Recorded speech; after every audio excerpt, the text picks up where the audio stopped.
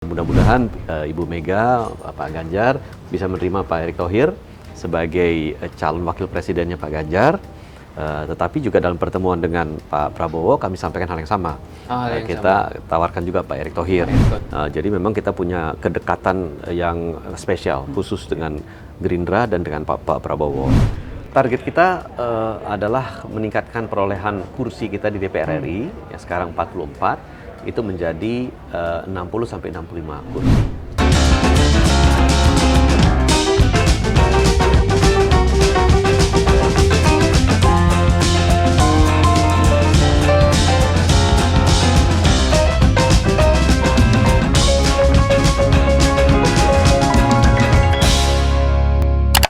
Halo Sobat Bisnis, ketemu lagi di program Ngeklik Bisnis. Jadi ini obrolan politik yang dikemas secara menggelitik gitu. Jadi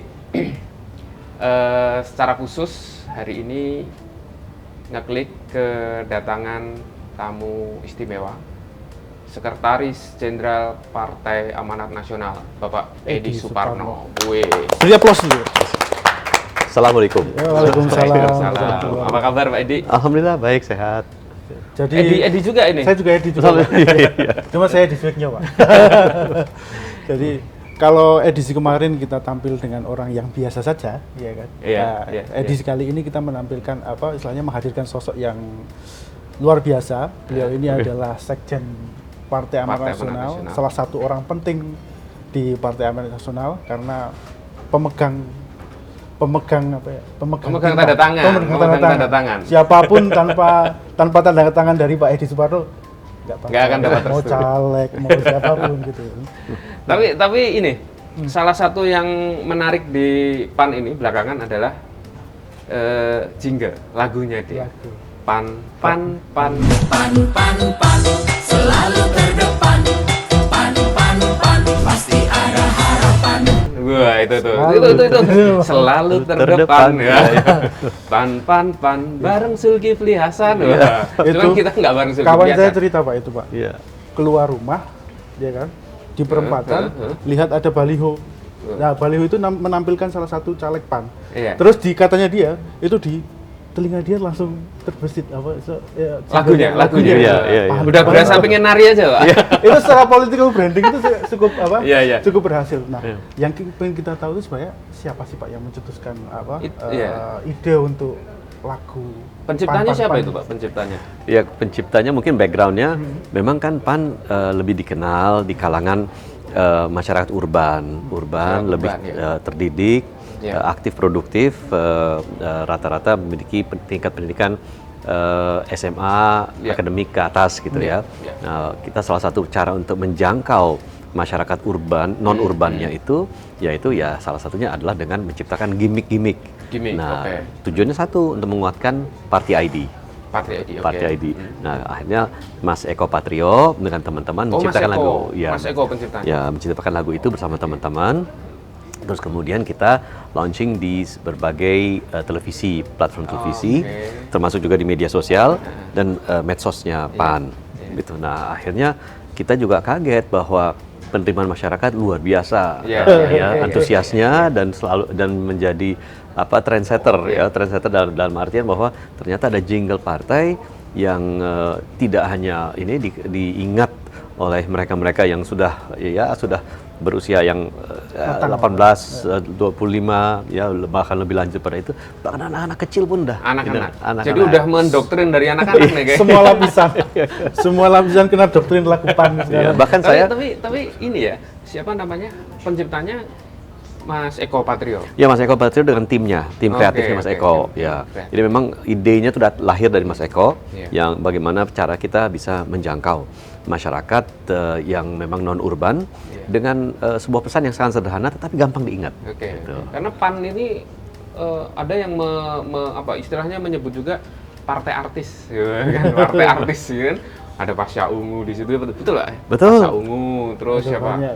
Ada Teh Desi Ratnasari, ada Pak Primus, jadi ngumpul semua. Jadi wajar ya kalau misalnya kreativitas musiknya juga kuat. Ya lumayan, alhamdulillah bisa diterima di masyarakat. Tapi branding itu sengaja diciptakan atau memang muncul secara spontan dari teman-teman PAN untuk menciptakan? Saya kira memang salah satu tujuan kita adalah bagaimana tadi saya sampaikan kita menjangkau masyarakat lebih luas lagi.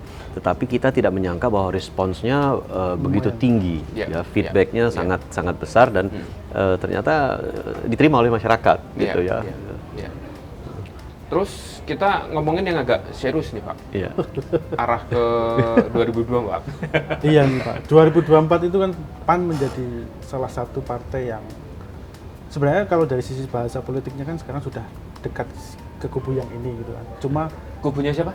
Ya dulu kan sempat yang di Jawa Tengah. Terus sekarang kok tiba-tiba condong ke Kartanegara gitu kan. Bahasanya simbolik Pak. Bahasanya simbolik. Kan belum resmi, jadi kan belum resmi sebenarnya.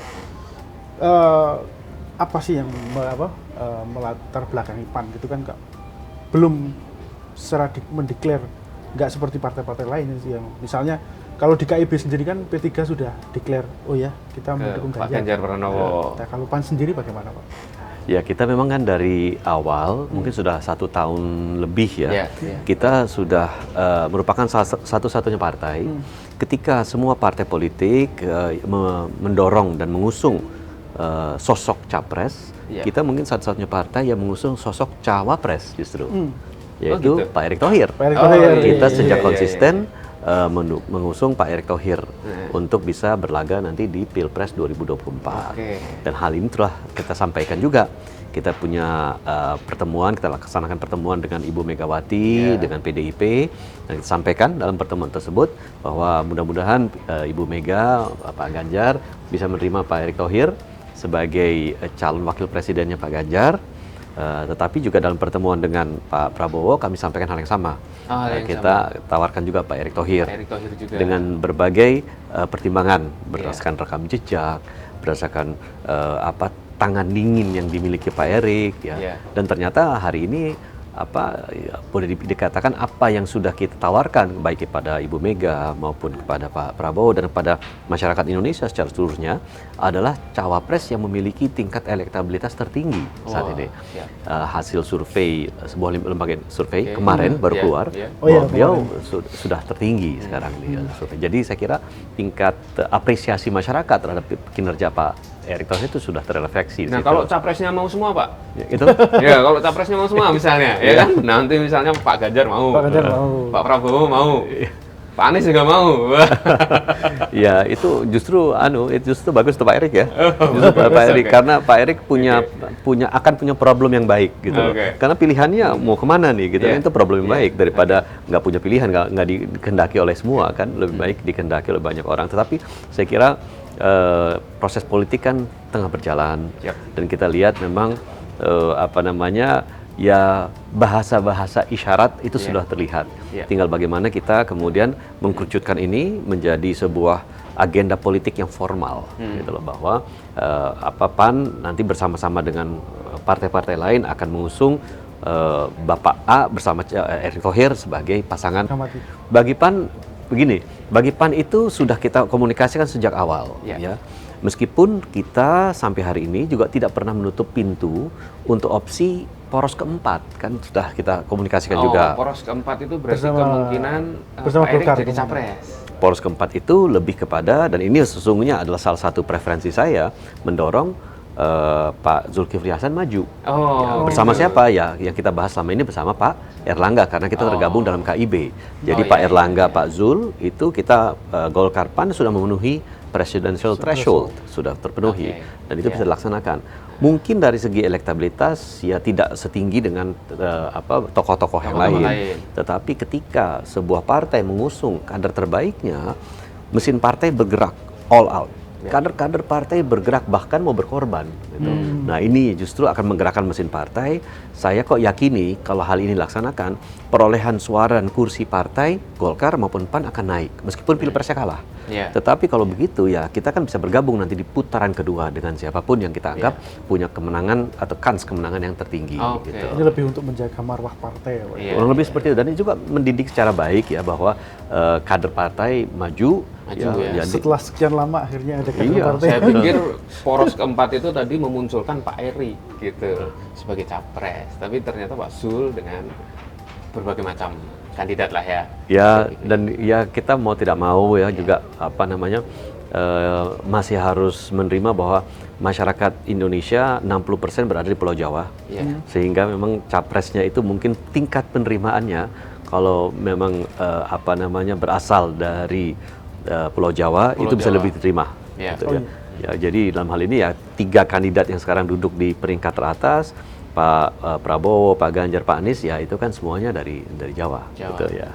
Kan sebenarnya dari proses komunikasi politik yang sudah dijalin PAN gitu, kan terbesar itu sebenarnya dari mana Pak? Untuk mengusung Erick Thohir sebagai cawapres, dengan misalnya komunikasi dengan PDIP maupun dengan Kartanegara, kira-kira peluang yang paling besar itu mau kemana? Kita kalau pilpres, itu kan kita memilih sosok ya, kita memilih tokoh, masyarakat memilih tokoh ya. Jadi memang tokohnya yang dijual. Nah sehingga partai itu sekedar satu menjadi pihak yang mengusung, mempersiapkan usungannya karena berdasarkan undang-undang, itu memang partai politik yang harus mengusung. Kedua, partai akan menyediakan infrastruktur partainya, agar si kandidat tersebut bisa kemudian bergerak secara bebas penuh didukung oleh infrastruktur partai yang ada. Tetapi yang masih sentral dijual itu adalah tokohnya, adalah capresnya. Dan bahkan kita lihat dalam survei yang beberapa kali sudah terjalan, justru cawapres itu ternyata tidak mendongkrak secara signifikan elektabilitas capres yang ada. Gitu. Nah jadi memang kita lihat bahwa capres dan cawapres ini karena memang sekarang perbedaan antara capres dan cawapres yang sekarang sudah ada ini relatif di dalam rentang margin error, ya. Jadi memang yang harus dipasangkan itu adalah mereka merupakan representasi, misalnya Pak Ganjar representasi nasionalis, ya. Nah nanti dicari cawapresnya mungkin representasi religius. Gitu. Pak itu juga Pak Prabowo demikian juga. Nasionalis. Kurang lebih seperti itu. Jadi akan dicari representasinya dari masyarakat Indonesia secara luas. Nah sehingga itulah yang menjadi salah satu pembahasan kita dengan teman-teman parpol yang ada sekarang. Peluangnya berarti lebih ke Kertanegara dong. Saya karena ini proses masih berjalan, saya nggak mau. Cuma kan gini, kemarin itu kan statement dari banyak politisi PAN itu kan kok ke Prabowo itu kan cenderung apa ya? Dibanding sebelumnya lebih hangat sekarang gitu loh. Misalnya ada yang menyanjung Prabowo dan lain-lain itu. Kan kita menangkapnya sebagai orang media kan, wah ini jangan-jangan sudah ini condong mungkin ke sana. ada ikatan sejarah 2014. Prabowo Hatta Rajasa. Iya, mungkin bisa jadi. Ya, memang 2000 kita mengusungnya pada 2014 ya dan 2019. Jadi sudah 2 kali kita mengusung Pak Prabowo. Jadi memang kita punya kedekatan yang spesial khusus dengan Gerindra dan dengan Pak Prabowo. Tapi kalau kita lihat juga kita dengan PDIP ketika pilkada serentak berjalan, justru kita bersama-sama dengan PDIP kita memperluas basis pemilih dalam hal ini. Jadi kita memang punya simbiosisme yang sangat klop dengan PDIP. Nah, tetapi dalam hal ini kita lihat misalkan saja bersama-sama dengan PDIP maupun dengan Gerindra, 2 partai nasionalis. PAN ini kan nasionalis religius. Gitu. Dan kita adalah anak anak kandung dari Muhammadiyah. Gitu. Jadi salah satu pilar ormas Islam terbesar di Indonesia. Jadi saya kira kita kemana saja, baik itu dengan PDIP maupun Gerindra, saya kira kita bisa-bisa saja. Dan itu merupakan sebuah proses yang sekarang kita sedang berupaya untuk matangkan. Tapi ada juga pekerjaan rumah mungkin ya, PAN di Pulau Jawa ya Pak, terutama Jawa Tengah. Kalau kita lihat mengacu ke hasil pemilu 2019, sama sekali nggak dapat ya Pak Jawa Tengah ya Pak? Hilang kita, 8 kursi hilang. 8 kursi hilang di Jawa Tengah. Nah, dengan kondisi pengalaman 2019, nah kira-kira di tahun 2024 ini dengan koalisi yang sudah terbentuk sekarang ini bagaimana Pak melihatnya? Saya lihat justru, saya optimis menatap 2024 karena beberapa hal. Satu, kita jauh lebih siap ketimbang 2019. Kita melakukan proses pencalegan dini, rekrutmen caleg juga jauh lebih matang dilakukannya. Kedua, kita juga dari aspek pendanaan partai, kita melakukan pendanaan swadaya. Dalam artian bahwa setiap anggota DPR itu dipotong gajinya. Untuk apa? Untuk pemenangan partai. Itu biaya politik. Dipotong. Saya dipotong gaji saya. Untuk RI malah paling besar potongan gaji. Tapi untuk biaya politik. Jadi berapa persen, Pak? Saya gaji DPR RI saya dipotong 25%. Terus kemudian untuk tunjangan-tunjangan juga saya dipotong 25%. Jadi cukup besar. Yang lain-lain itu rata-rata antara 10 sampai 20%. Jadi cukup besar. Nah, ketiga, PAN dibandingkan 2019, kita partai pendukung pemerintah, bukan partai berada di luar pemerintah. Jadi banyak kemudahan, dalam artinya banyak pintu terbuka dari aspek ya kita untuk berkolaborasi dengan teman-teman partai pemerintah itu jauh lebih gampang sekarang. Nah, sehingga dalam hal ini saya lihat 2024 target PAN untuk bisa menuai perolehan suara yang lebih tinggi, saya kira akan ini prospeknya bagus di sana. Evaluasi di tahun 2019 sebenarnya apa sih, Pak? Yang membuat 8 kursi cukup besar loh, Pak. Cukup banyak loh, Pak. Itu apalagi posisi provinsi strategis Jawa Tengah ya. Sama ini Pak, mungkin Pak, kira-kira karena sekarang posisi PAN ada di dalam koalisi pemerintahan, kemudian mungkin PAN juga bisa nanti melihat apa yang harus diperbaiki dan apa yang masih harus dilanjutkan ke depan. Gitu. Munas kalau nggak salah kemarin di Semarang ya Pak, yang di Semarang itu Rakernas atau Munas? Enggak, itu Rakornas pemenangan pemilu pemenangan. Ada Pak Ganjar juga waktu itu. Betul. Mungkin menjawab pertanyaan pertama tadi, memang kita lihat 2019 itu kan aroma dan nuansa politik identitasnya kental sekali. Kuat, Jadi pembelahan yang sangat dalam masyarakat. Ya. Nah, oleh karena itu kita pada saat itu memang kita akui bahwa PAN itu yang memang adalah partai nasionalis religius, Islam modern, moderat tengah, agak bergeser ke kanan ketika itu. Dengan harapan bahwa suara umat yang mengumpul di kanan, kita bisa menangkap peluang itu. Tapi ternyata pemilih tradisional kita kemudian kaget melihat posisi PAN yang bergerak ke kanan. Mereka kemudian pindah mencari alternatif partai lain yang di kanan tidak memilih kita, tetapi partai lain, gitu loh. Nah, sehingga kita kemudian masuk ke arena yang memang bukan sesungguhnya hitohnya PAN, dan itu sangat berdampak di Jawa Tengah. Sangat berdampak di Jawa Tengah sehingga kita kehilangan banyak kursi Jawa Tengah, apalagi Jawa Tengah itu kandangnya banteng, kandangnya Pak Jokowi, dukungan Pak Jokowi. Dan kita waktu itu berada di luar pemerintahan sehingga memang ya kita bisa akui bahwa ya kita tergerus habis di sana. Nah, terus untuk menjawab pertanyaan yang kedua tadi, tidak ada gading yang nggak retak. Gitu ya. Dan kita sebagai partai memang kita harus akui bahwa sekarang ini kita sebagai partai pendukung pemerintah, tetapi kita tetap objektif, kita tetap kritis, kita tetap akan memberikan masukan yang korektif, ya, tetapi dalam koridor etika yang baik. Gitu. Beberapa hal yang kita lihat sudah baik tentu adalah bagaimana pemerintah bisa melakukan penanganan terhadap COVID, kita akui itu bagus. Kedua, bagaimana pemerintah berhasil mengendalikan inflasi. Itu juga baik, gitu ya.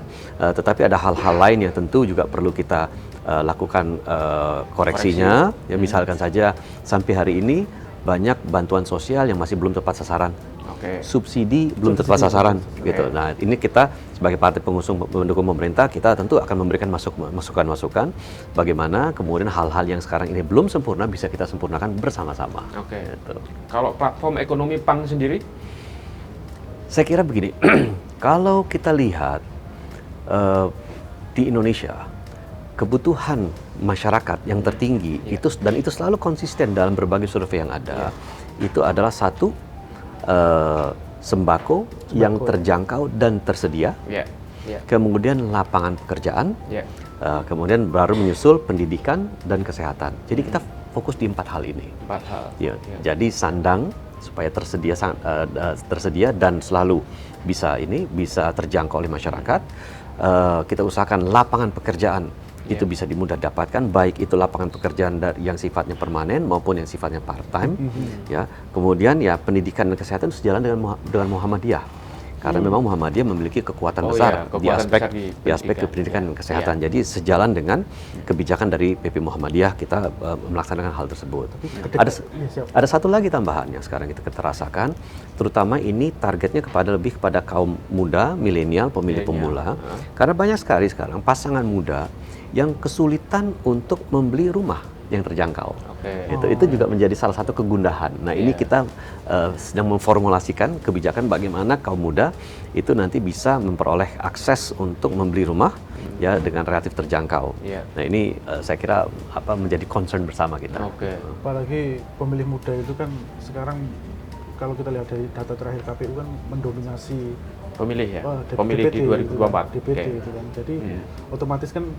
Tapi kan kalau kita lihat orientasi pemilih itu kan pemilih muda itu cenderung ke isu ekonomi ya Pak, pragmatis, pengangguran. Nah, kalau kita lihat bahwa persoalan pengangguran juga masih menjadi salah satu yang pekerjaan rumah bahkan sampai sekarang itu. Kalau PAN sendiri bagaimana Pak untuk penciptaan lapangan kerja atau gimana? Ya, lapangan kerja sekarang yang ada di benak teman-teman muda milenial ini berbeda dengan saya dulu. Kalau kita dulu, kalau saya zaman saya ketika saya mau berangkat kantor itu terlihat berangkat kantor. Ya, saya pakai dasi, waktu itu masih wajib pakai dasi, bawa tas, tenteng tas, terus berangkat ke kantor. Hari ini mungkin anak-anak muda itu bekerjanya banyak yang dari rumah.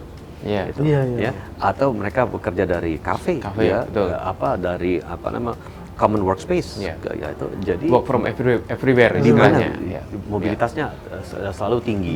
Yang penting ada akses untuk komunikasi, gitu ya. Nah itu dan ini yang perlu kita ciptakan, bahwa lapangan kerja yang diciptakan ke depannya adalah lapangan kerja yang memang akan dipergunakan ke depannya yang memiliki tingkat perkembangan yang tinggi. Misalkan saja ya graphic design tetap akan tinggi. Kreativitas yang berbasis konten itu pasti akan tinggi permintaannya. Jangan sekarang lebih kepada lapangan pekerjaan yang memerlukan tenaga yang besar. Itu akan tergantikan karena digitalisasi, otomatisasi, menurut saya itu kita tidak bisa hindari. Dan ini adalah tantangan terbesar kita di sektor industri, termasuk di sektor manufaktur. Ya, bahwa banyak yang mengatakan bahwa buruh di Indonesia itu tidak produktif. Bukan tidak produktif, tapi kita kalah cepat dengan teknologi yang ada. Otomatisasi, digitalisasi itu kemudian membuat buruh kita kalau tidak skillnya ditingkatkan, akan tertinggal. Jadi ya itu salah satu yang kita sedang formulasikan kebijakan ekonominya. Sama ini Pak, mungkin balik lagi ke soal persoalan Muhammadiyah Pak.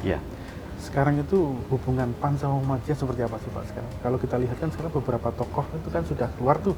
Salah satu yang paling cukup kita soroti kan Pak Amin Rais yang sekarang bikin partai umat. Gitu kan. Nah, artinya kan salah satu faksi terkuat di PAN itu sudah keluar gitu kan. Dan kebetulan juga simbol dari Muhammadiyah gitu Pak. Nah, sejauh ini gimana Pak PAN itu? Dan apakah ini berimplikasi cukup terhadap suara ya? Terhadap suara PAN di 2020? Di PAN itu banyak sekali kader-kader Muhammadiyah, tokoh-tokoh Muhammadiyah banyak sekali yang hari ini berkiprah di PAN, menjadi anggota DPR di PAN, baik itu di pusat maupun di kabupaten, kota, dan provinsi, dan kedepannya akan tetap menjadi calon legislatif kita. Kepala daerahnya pun demikian. Gitu. Jadi hubungan kita sesungguhnya dengan Muhammadiyah amat sangat baik. Memang pasca Kongres PAN 2020 itu Pak Amin Rais kan memutuskan untuk mendirikan Partai Umat. Sehingga Pak Amin bersama beberapa teman-teman kemudian membangun partai baru yang menurut kami sesungguhnya di satu pihak kami melihatnya bahwa itu adalah ikhtiar Pak Amin di bidang politik yang tentu kami harus hormati dan kami hormati itu. Ya, di lain pihak juga kami merasa bahwa toh Pak Amin dan kawan-kawan dengan apa yang kita lakukan relatif sama. Kita semua bekerja untuk masyarakat. Kita bekerja untuk pihak ketiga, untuk orang-orang membantu mereka yang tidak bisa membantu dirinya sendiri. Gitu. Itu yang kita lakukan.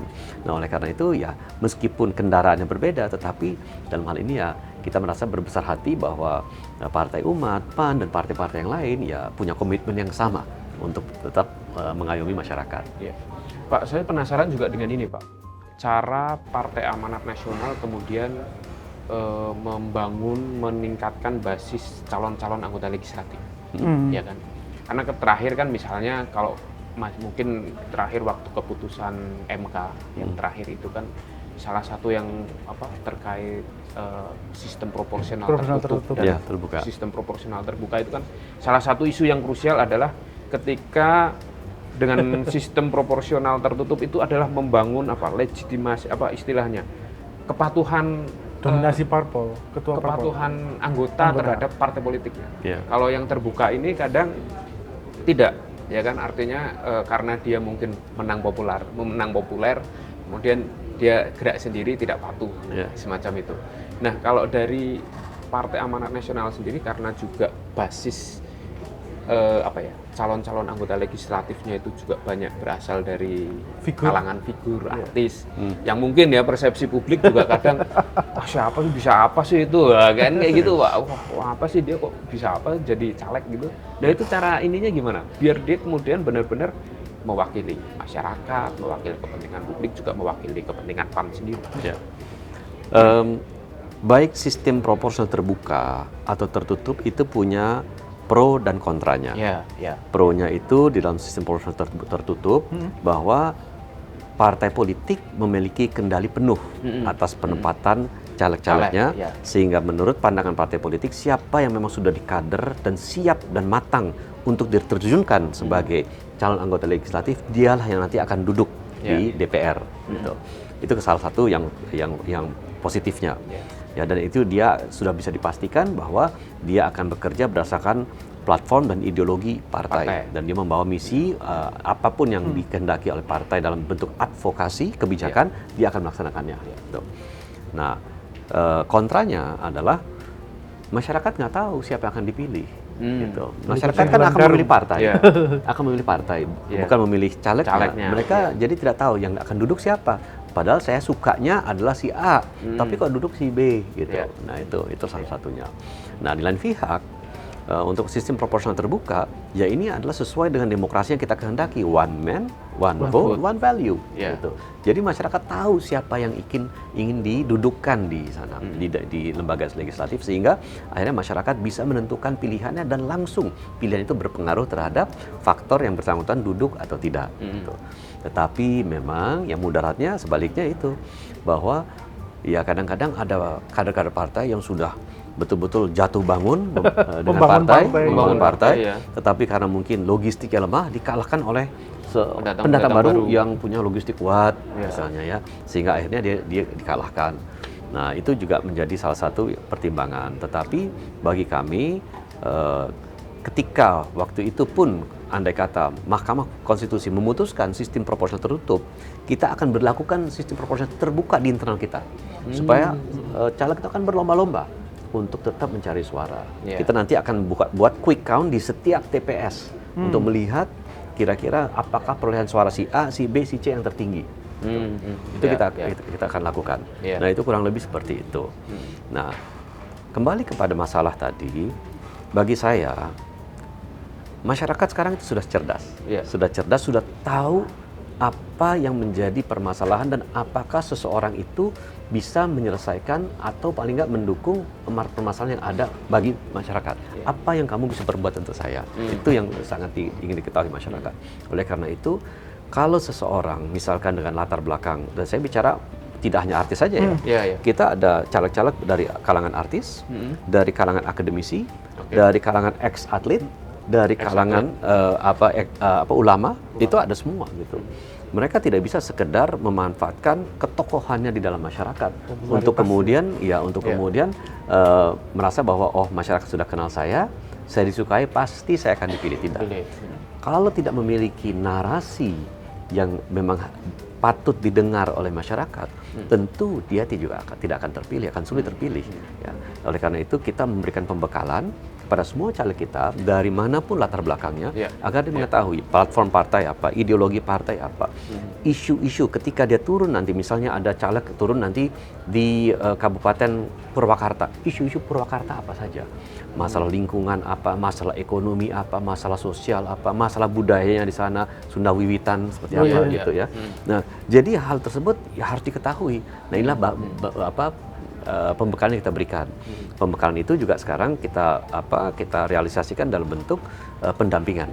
kita menunjuk ke 2 lembaga politik terkemuka untuk memberikan pendampingan di 40 dapil saat ini. 40 dapil kepada semua caleg-caleg ada, supaya mereka tahu kira-kira isu yang harus dibahas apa, bagaimana mereka kemudian bisa cepat menyatu dan bisa segera berasimilasi dengan masyarakat, apa saja yang bisa dilakukan. Jadi saya kira sudah banyak cara yang kita lakukan agar betul-betul mereka itu bisa diterima dan tidak hanya sekedar mengandalkan popularitas, tetapi betul-betul diketahui sosok yang bersangkutan punya kemudian membangun hubungan emosional sehingga akhirnya terpilih. Gitu loh. Kalau sekarang di komposisi di DPR tuh antara figur populer dengan figur kader itu sekarang berapa persen kalau komposisinya untuk fraksi PAN? Kalau populer sih mungkin nggak banyak ya. Misalnya kita ada dari kalangan artis itu ada Mas Eko Patrio, ada Mbak Desi Ratnasari, ada Primus. Itu cukup lama ya Pak, sudah cukup lama berpolitik ya. Ada Primus, terus kemudian ada ya itulah mungkin yang paling ini ya, yang paling muncul. Ya. Tetapi saya pun melihat bahwa mereka itu sudah bertransformasi juga menjadi politisi murni. Iya. Jarang tampil di televisi juga. Ya, sehingga akhirnya ketika berbicara tentang isu-isu yang penting, misalnya Teh Desi yang ada di Komisi 10 bicara tentang masalah pendidikan, itu dia sangat fasih, sangat menguasai. Kalau Mas Eko ngomongin soal seni budaya macam itu. Ya. Target PAN di 2024 berapa sih Pak? Target kita adalah meningkatkan perolehan kursi kita di DPR RI, yang sekarang 44, itu menjadi 60 sampai 65 kursi. 60 sampai 65. Ya, itu kita rasakan memang target yang optimis, tetapi bukan tidak realistis menurut kami. Karena kita lihat bahwa sekarang ya tadi persiapannya jauh lebih matang, ya kita juga sekarang memiliki barisan caleg-caleg yang kita rasakan kuat gitu loh. Nah, PAN itu setelah pemilu 2019 ketika kembali ke hitohnya partai Islam modern, moderat tengah, ternyata arus balik dari pemilih PAN sudah terlihat sekarang. Gitu. Ya, termasuk kita pada saat rekrutmen caleg ya. Survei terakhir indikator politik masih di kisaran 3,1%. Kalau kita lihat kan historisnya itu kan kalau PAN itu pasti sekitar 6-7% gitu Pak. Dari pemilu 99 sampai 2019. Justru saya menatap angka 3,1% itu secara optimis. Karena PAN itu dari pemilu ke pemilu, mungkin sudah 3 pemilu belakangan ini, setiap kali disurvei menjelang pemilu, itu selalu di bawah 2%. Selalu di bawah 2%. Tapi nanti realisasinya ujung-ujungnya nanti kemudian keluarnya adalah nanti ya 6%, 7%, 8% gitu. Dan saya lihat itu sekarang, kan kalau survei itu hari ini, itu kan sistemnya apa? Sistem proporsional tertutup kan, yang disurvei partainya, bukan calegnya. Sementara kekuatan PAN itu ada di caleg. Ketika kader-kader dan caleg-caleg PAN itu sudah bergerak, nanti baru kelihatan ada geliatnya terhadap partai. Banyak caleg milenial juga nggak sih, Pak? Ya, banyak caleg milenial. Dan sekarang di DPR RI pun kita ada 5 anggota DPR RI milenial di bawah 35 tahun, dan mereka itu ya pertama kali nyalek jadi, alhamdulillah langsung jadi. Iya. Gitu. Kita beralih ke yang agak naik lagi, serius lagi. Apa lagi? 2024. Iya. Capres. Tadi udah sempat disinggung juga sih. Di awal udah disinggung. Sudah disinggung. Preferensi dari 3 yang besar, 3 nama tertinggi itu, Pak Ganjar, Pak Prabowo, sama Pak Anies Baswedan. Ya. Kira-kira arah politiknya Pak mau kemana? Ya kembali lagi, ini kan kita masih berproses ya. Kita masih berproses. Saya lihat memang penerimaannya di konstituen PAN itu relatif sama ya. Sama dalam artian begini, pemilih PAN itu menyukai Pak Prabowo, menyukai Pak Anies. Jadi saling tidak menolak antara duanya. Gitu. Pemilih PAN juga, terutama yang basisnya di Jawa, dan Jawa jangan lupa 60% pemilih kita itu adanya di Jawa. Ya. Jawa Tengah, Jawa Timur itu banyak menyukai Pak Ganjar. Gitu. Jadi bagi kita ke mana saja rasanya itu relatif bisa kita arahkan konstituen kita, dan kita bisa berikan rasionalisasinya mengapa kita mendukung si A, mengapa itu mendukung si B. Nah, tetapi karena kita dari awal kembali lagi sudah meminta kepada para bakal capres ini, kalau bisa tolonglah kader kita, bukan kader kita, tetapi calon kita bernama Pak Erick Thohir ini bisa dijadikan bakal calon wapresnya. Apakah itu juga ditawarkan ke kubu Pak Anies, Pak? Kita sejauh ini sudah melakukan pembicaraan dengan Pak Ganjar, dengan Pak Prabowo. Nanti terlalu banyak ditawarkan juga nanti repot. Berarti mengerucut kedua capres ini, Pak ya? Kedua. Saya kira sih mungkin tidak akan jauh dari situ, kecuali tidak akan jauh dari dua ini maksudnya. Ya, kecuali kalau tadi kita hidupkan dan kita seriuskan poros keempat yang tadi saya sebutkan itu.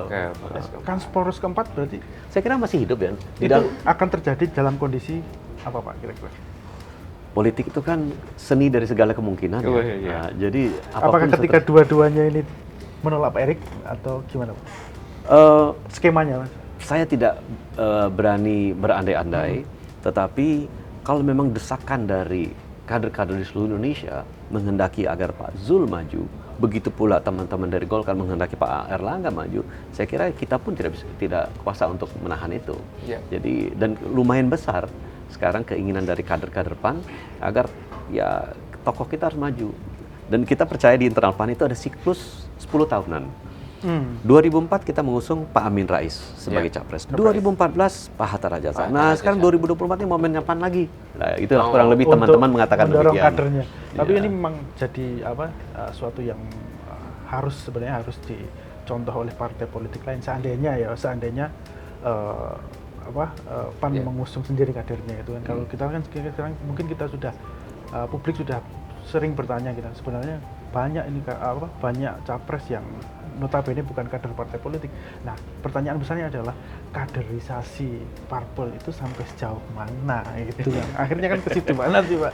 Tapi kalau seandainya Pak Erlangga sama Pak Zul maju di tahun 2004, ini adalah salah satu legacy yang baik untuk demokrasi. Saya kira itu betul. Ditambah lagi memang harus saya berikan tambahan bahwa yang namanya pemilihan legislatif itu kan belasan ribu caleg yang dipilih. Jadi partai memiliki kewajiban untuk mencetak ribuan pemimpin yang akan nanti maju di legislatif. Akan mencetak ratusan kader-kader yang akan maju nanti sebagai calon eksekutif di pilkada. Gitu. Tetapi namanya pilpres kan hanya 2. Gitu. Iya, Pak. Jadi kalau kita tidak bisa mengusung kader kita, ya tentu itu ada alasan tertentu. Alasan yang salah satu yang paling utamanya adalah ya kalau kader kita memang belum dirasakan waktunya untuk maju, di mana pihak lain dirasakan punya kemampuan untuk menang. Nah, faktor menang ini yang kemudian membuat kita akhirnya mengalah untuk bisa mengusung kader yang calon yang kita anggap bisa memenangkan pertarungan. Pilihannya lebih realistis. Pak, tapi kalau feeling PAN sendiri atau feelingnya Pak Edi, kira-kira 3 capres besok ini mereka akan dapat tiket maju semua nggak? Kalau saya melihat hari ini sih akan maju, tiga-tiganya akan maju. Ya. Saya malah melihat ada kemungkinan lebih besar paket ini menjadi 4 ketimbang menjadi 2. Terima kasih. Terima kasih Pak Edi atas waktunya. Terima kasih atas obrol-obrolannya yang saya kira akan mencerahkan para penonton bisnis.com. Nah, sampai jumpa lagi di ngeklik berikutnya. Klik.